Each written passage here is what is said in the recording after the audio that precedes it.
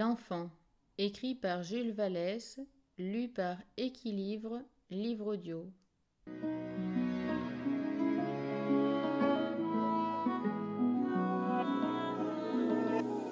Chapitre 3. Le collège. Le collège, il donnait comme tous les collèges, comme toutes les prisons, sur une rue obscure, mais qui n'était pas loin du Martouré. Le Martouré, notre grande place, où était la mairie, le marché aux fruits, le marché aux fleurs, le rendez-vous de tous les polissons, la gaieté de la ville.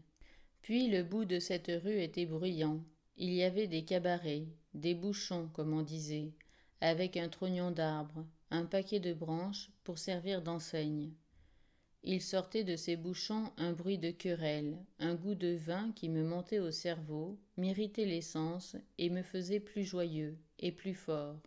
Ce goût de vin, la bonne odeur des caves. J'en ai encore le nez qui bat et la poitrine qui se gonfle. Les buveurs faisaient tapage. Ils avaient l'air sans souci, bons vivants, avec des rubans à leurs fouets et des agréments plein leurs blouses. Ils criaient, topaient en jurant, pour des ventes de cochons ou de vaches. Encore un bouchon qui saute, un rire qui éclate, et les bouteilles trinquent du ventre dans les doigts du cabaretier. Le soleil jette de l'or dans les verres. Il allume un bouton sur cette veste. Il cuit un tas de mouches dans ce coin. Le cabaret crie, embaume, empeste, fume et bourdonne. À 2 minutes de là, le collège moisit, sue l'ennui et pue l'encre. Les gens qui entrent, ceux qui sortent, éteignent leur regard, leur voix, leurs pas, pour ne pas blesser la discipline, troubler le silence, déranger l'étude. Quelle odeur de vieux! C'est mademoiselle Balandreau qui m'y conduit, ma mère est souffrante. On me fait mon panier avant de partir, et je vais m'enfermer là-dedans jusqu'à 8 heures du soir. À ce moment-là, mademoiselle Balandreau revient et me ramène. J'ai le cœur bien gros quelquefois, et je lui conte mes peines en sanglotant. Mon père fait la première étude, celle des élèves de mathématiques, de rhétorique et de philosophie. Il n'est pas aimé, on dit qu'il est chien. Il a obtenu du proviseur la permission de me garder dans son étude, près de sa chaire, et je suis là, piochant mes devoirs à ses côtés, tandis qu'il prépare son agrégation. Il a eu tort de me prendre avec lui. Les grands ne sont pas trop méchants pour moi. Ils me voient timide, craintif, appliqué. Ils ne me disent rien qui me fasse de la peine. Mais j'entends ce qu'ils disent de mon père, comment ils l'appellent. Ils se moquent de son grand nez, de son vieux paletot. Ils le rendent ridicule à mes yeux d'enfant, et je souffre sans qu'il le sache. Il me brutalise quelquefois dans ces moments-là. « Qu'est-ce que tu as donc ? Comme il a l'air nigaud !» Je viens de l'entendre insulter, et j'étais en train de dévorer un gros soupir, une vilaine larme. Il m'envoie souvent, pendant l'étude du soir, demander un livre, porter un mot à un des autres pions qui est au bout de la cour, tout là-bas. Il fait noir, le vent souffle, de temps en temps. Il y a des étages à monter, un long corridor, un escalier obscur, c'est tout un voyage. On se cache dans les coins pour me faire peur. Je joue au brave, mais je ne me sens bien à l'aise que quand je suis rentré dans l'étude où l'on étouffe. J'y reste quelquefois tout seul, quand mademoiselle Balandreau est en retard. Les élèves sont allés souper, conduits par mon père. Comme le temps me semble long, c'est vide, muet, et s'il vient quelqu'un, c'est le lampiste, qui n'aime pas mon père non plus, je ne sais pourquoi. Un vieux qui a une loupe, une casquette de peau de bête et une veste grise comme celle des prisonniers. Il sent l'huile, marmotte toujours entre ses dents, me regarde d'un œil dur, m'ôte brutalement ma chaise de dessous moi, sans m'avertir, met le quinquet sur mes cahiers, jette à terre mon petit paletot, me pousse de côté comme un chien, et sort sans dire un mot. Je ne dis rien non plus, et ne parle pas davantage quand mon père revient. On m'a appris qu'il ne fallait pas rapporter. Je ne le fais point. Je ne le ferai jamais dans le cours de mon existence de collégien, ce qui me vaudra bien des tortures de la part de mes maîtres. Puis je ne veux pas que, parce qu'on m'a fait du mal, il puisse arriver du mal à mon père, et je lui cache qu'on me maltraite, pour qu'il ne se dispute pas à propos de moi. Tout petit, je sens que j'ai un devoir à remplir. Ma sensibilité comprend que je suis un fils de galérien, pis que ça, de garde-chiourme, et je supporte la brutalité du lampiste. J'écoute, sans paraître les avoir entendus, les moqueries qui atteignent mon père. C'est dur pour un enfant de 10 ans.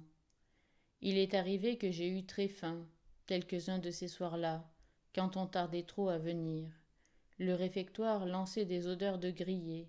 J'entendais le cliquetis des fourchettes à travers la cour, comme je maudissais mademoiselle Ballandreau, qui n'arrivait pas. J'ai su depuis qu'on la retenait exprès. Ma mère avait soutenu à mon père que s'il n'était pas une poule mouillée, il pourrait me fournir mon souper, avec les restes du sien, ou avec le supplément qu'il demanderait au réfectoire. Si c'était elle, il y a longtemps que ce serait fait. Il n'avait qu'à mettre cela dans du papier. Elle lui donnerait une petite boîte s'il voulait. Mon père avait toujours résisté, le pauvre homme. La peur d'être vu, le ridicule s'il était surpris, la honte.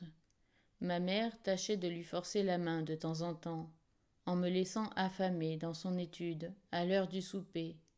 Il ne cédait pas. Il préférait que je souffrisse un peu, et il avait raison. Je me souviens pourtant d'une fois où il s'échappa du réfectoire pour venir me porter une petite côtelette panée qu'il tira d'un cahier de thème où il l'avait cachée. Il avait l'air si troublé et repartit si ému.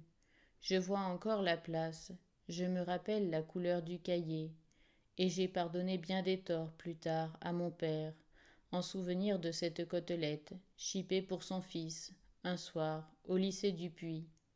Le proviseur s'appelle Hennequin, envoyé en disgrâce dans ce trou du puits. Il a écrit un livre, Les vacances d'Oscar. On les donne en prix, et après ce que j'ai entendu dire, ce que j'ai lu à propos des gens qui étaient auteurs, je suis pris d'une vénération profonde, d'une admiration muette pour l'auteur des vacances d'Oscar, qui daigne être proviseur dans notre petite ville, proviseur de mon père, et qui salue ma mère quand il la rencontre. J'ai dévoré les vacances d'Oscar. Je vois encore le volume cartonné de verre, d'un verre marbré, qui blanchissait sous le pouce et poissait les mains, avec un dos de peau blanche, s'ouvrant mal, imprimé sur papier à chandelle. Eh bien, il tombe de ces pages, de ce malheureux livre, dans mon souvenir, il tombe une impression de fraîcheur chaque fois que j'y songe. Il y a une histoire de pêche que je n'ai point oubliée. Un grand filet luit au soleil, les gouttes d'eau roulent comme des perles, les poissons frétillent dans les mailles, 2 pêcheurs sont dans l'eau jusqu'à la ceinture, c'est le frisson de la rivière. Il avait su, cet Hennequin, ce proviseur dégommé, ce chantre du petit Oscar, traîner ce grand filet le long d'une page et faire passer cette rivière dans un coin de chapitre. Le professeur de philosophie, M. Beliben, petit, fluet, une tête comme le poing, 3 cheveux et un filet de vinaigre dans la voix. Il aimait à prouver l'existence de Dieu, mais si quelqu'un glissait un argument, même dans son sens, il indiquait qu'on le dérangeait. Il lui fallait toute la table, comme pour une réussite. Il prouvait l'existence de Dieu avec des petits morceaux de bois, des haricots. Nous plaçons ici un haricot. Bon. Là, une allumette. Madame Vingras, une allumette. Et maintenant que j'ai rangé ici les vices de l'homme, là les vertus, j'arrive avec les facultés de l'âme. Ceux qui n'étaient pas au courant regardaient du côté de la porte, s'il entrait quelqu'un, ou du côté de sa poche pour voir s'il allait sortir quelque chose. Les facultés de l'âme, c'était de la hotte, du chenu. Ma mère était flattée. Les voici. On se tournait encore, malgré soi, pour saluer ces dames, mais Beliben vous reprenait par le bouton du paletot et tapait avec impatience sur la table. Il lui fallait de l'attention. Que diable! Voulait-on qu'il prouvât l'existence de Dieu, oui ou non? Moi, ça m'est égal, et vous, disait mon oncle Joseph à son voisin, qui faisait chute, et allongeait le cou pour mieux voir. Mon oncle remettait nonchalamment ses mains dans ses poches et regardait voler les mouches. mais le professeur de bon Dieu tenait à avoir mon oncle pour lui et le ramener à son sujet, l'agrippant par son amour-propre et s'accrochant à son métier. Chadenat, vous qui êtes menuisier, vous savez qu'avec le compas, il fallait aller jusqu'au bout. À la fin, le petit homme écartait sa chaise, tendait une main, montrait un coin de la table et disait « Dieu est là ». On regardait encore, tout le monde se pressait pour voir. Tous les haricots étaient dans un coin, avec les allumettes, les bouts de bouchon et quelque autre saleté, qui avait servi à la démonstration de l'être suprême. Il paraît que les vertus, les vices, les facultés de l'âme venaient toutes fatalement aboutir à ce tas-là. Tous les haricots y sont. Donc Dieu existe. CQFD.